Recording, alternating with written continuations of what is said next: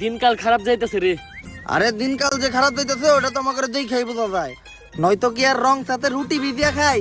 রুটিও এখন গায়ে দিতেছে যে হালার করে হালা দুধ সাথে ভিজাবি না তো আমারে কিনছিলি কে? আর দিন তো এত খারাপ হইতো না যে আমার বানানো আগের ছবিটা ফ্লপ না খাইতো। কিন্তু আগের ছবিটা ফ্লপ খাইলো কে? নায়কটা ভালো আছিল না, অ্যাক্টিং পারতো না। আগের ছবির নায়ক তো তুই আছিলি। আমি আছিলাম? আরে নায়ক তো অ্যাক্টিং ফার্স্ট ক্লাস করছে, কিন্তু স্টোরিটা একদম জমে নাই, স্ক্রিপ্ট রাইটারটা ভালো ছিল না। স্কিপও না তুই লিখছিলি? স্ক্রিপ্টটা আমি লিখছি।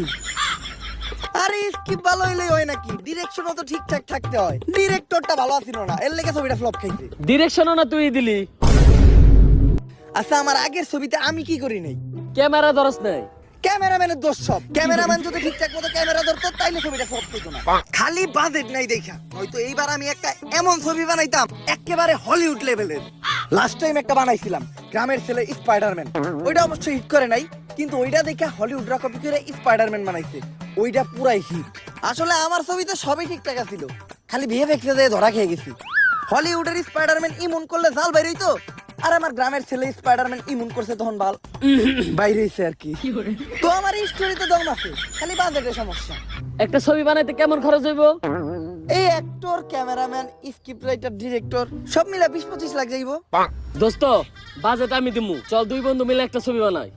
একদম কাপাইয়া দিমু, কিন্তু এত টিয়া দিবাবি কই? আমার আব্বা আছে না? আব্বা আজাইরা তো অনেক দিনই ঘুরলাম, আমি আর আমার বন্ধু চিন্তা করছি দুই বন্ধু মিলে একটা হলিউড লেভেলের ছবি বানাম। আরে কথা কি সব এমনি কবি নাকি? বাসায় অতিথি আইছে, কাকা সানাসুর টানাসুর আনেন একটু চা ভাই। অতিথি আইছে সাথে করে কিনে আইছস? কাকা সানাসুর লাগবো না, অন্তত এক গ্লাস পানি দেন। যা নিয়ে খাগা। ছবি বানাবি তো ভালো কথা, ছবি বানানো তো অনেক ভালো কাজ, কিন্তু আমার কাছে তোরা কি চাস? আসলে আব্বা ছবি বানাইতে কিছু টাকা লাগতো। কত? এই ধরেন 20-25 লাখ। 20-25 লাখ তো অনেক দূরের কথা, তুই 20-25 টাকাও পাবি না। আর কোনো ভালো করে সন্তানরা কি ছবি বানায়? আর তুই জানিস না আমার অবস্থা, আমার কাছে অনেক টাকাও নাই। আব্বা টাকা নাই তো কি হয়েছে, এই বাড়িটা তো আছে।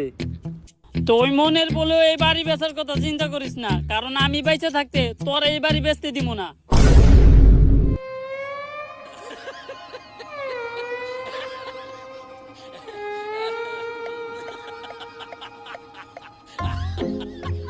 এইবার তো বাড়ি বেচা যাইবো, লবেইছে দেই।